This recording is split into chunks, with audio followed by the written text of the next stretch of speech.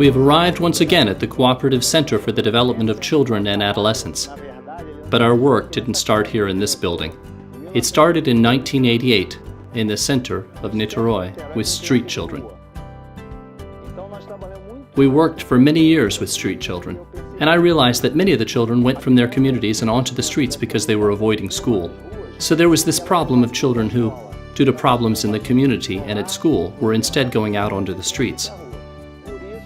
Because of this, we started to look for solutions with the street children. This house here was given to us by Jorginho, who at the time had just won the 1994 Football World Cup. And I'd known him since 1992 from my time doing a postdoctorate in Austria, when he was playing for Bayern München in Germany. He always had a great love for poor children, especially as he was originally from a poor community like me. So with the winnings from his football career, he donated this house to us, which is now the headquarters of Ccdia. Inside of this house, which I would say is far more than just walls, tiles, and cement, there are real lives and ones that are going to be transformed by education.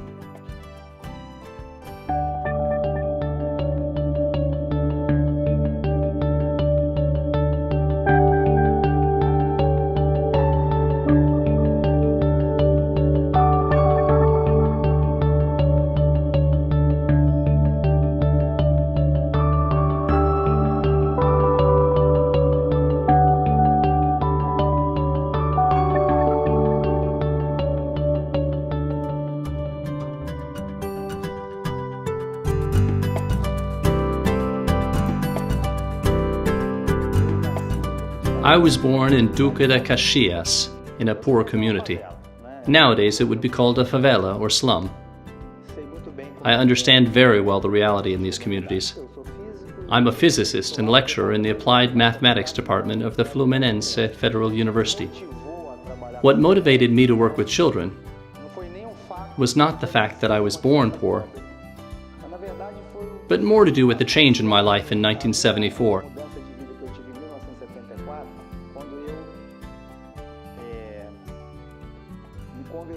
When I converted to Christianity and I started to read the Bible, and I realized that God liked poor people.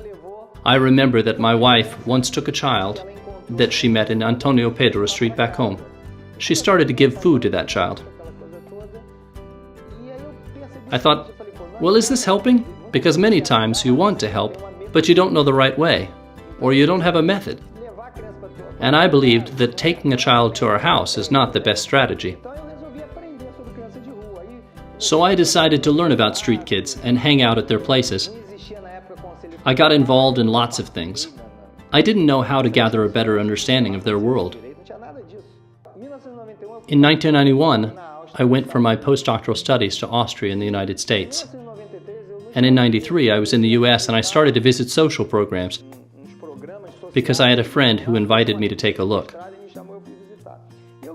And something struck me and influenced me. Something that we now do here. There, in the US, it's called After School Learning Center, which is basically work carried out by the churches and communities after school. Basically, it was almost all black children there. In the morning, they would have school, and then afterwards, they would have more activities. I thought this program in the US was really good, since the source of street children is the poor community. So why don't we try to do some sort of prevention work? So this is where the idea came from, to create Ccdia, the Cooperative Center for the Development of Children and Adolescents.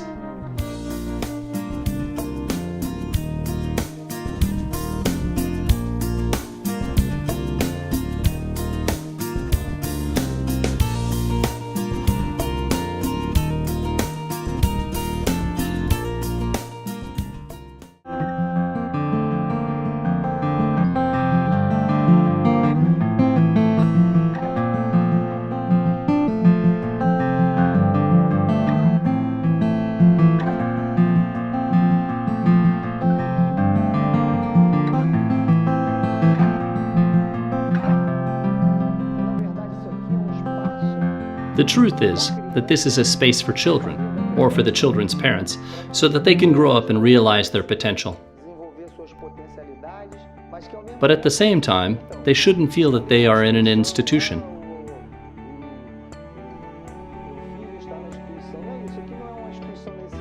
We try to make this a very relaxed place without pressure, so that they feel that this is their place. What matters is that a child enters here without even knowing how to read or write, but leaves empowered in the sense that now they do know how to read and write and feel that they do have a future and hope.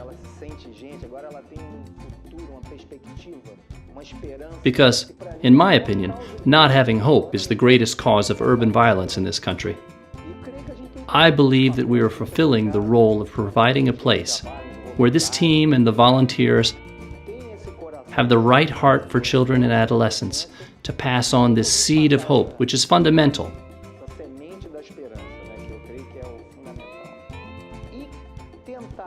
Trying to get this child from the poor community, who lives a life so far removed from those in the middle class, with their telephones, mobile phones, computers, internet, to compete against the wealthier ones in the job market is impossible. They have no chance. Many children arrive here illiterate even though they are attending public schools. You have children in the 3rd or 4th year of school that don't even know how to read or write. Or they might know how to read or write, but don't know how to understand the content, so they are functionally illiterate. This is a serious problem in Brazil. Because of this, we have pre-tutoring for children who are so far behind that they won't be able to keep up in our program. We have Portuguese workshops, mathematics workshops to focus on the required areas. We also work with computers, but not only to teach computing, but to help with the overall education of children with mild cerebral palsy, because computers are a fantastic tool for this. Education is a very wide and varied area. It involves aspects of life that sometimes people don't even realize. Let's take food for an example. You learn how to eat well with little food. Some children arrive here without having had breakfast, and having breakfast is a must.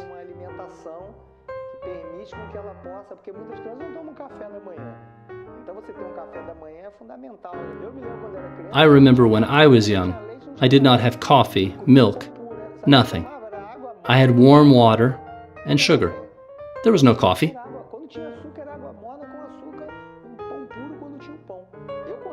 I know what it's like to not have a proper breakfast.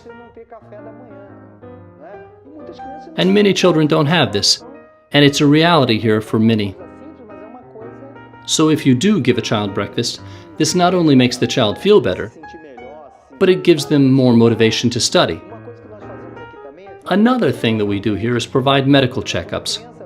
When a child comes to Ccdia, we make sure that they are seen by an optician who is also a volunteer here. So the child that cannot see well receives glasses. The optician does this all for free. We also have a dentist and a psychologist that both come here as volunteers. Ccdia offers far more than preschool or school support. Ccdia improves the lives of boys and girls and also their capacities and characters.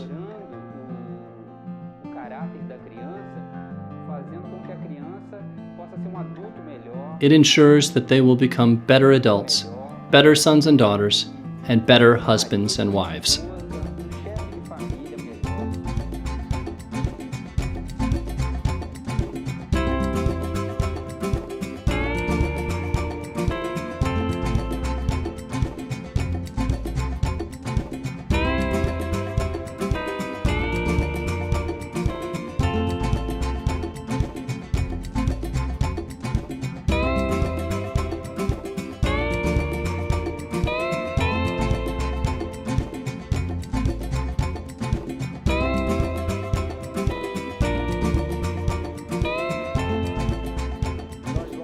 We go to museums, the theater, on cultural trips. This puts the children in a social setting, because this is what is causing violence. When a person does not have experiences because they're excluded from things and remain in the ghetto. When they go to the shopping center, everyone thinks they're a thief. In the street, people look at them strangely. I know what this feels like. So what do people think is going to happen when the child grows up? And then it's only when they have a gun in their hand that the public starts to respect them. But it's much better to respect a child now and allow them to have the same rights as your child and my child. This is fundamental and vital for any society to advance.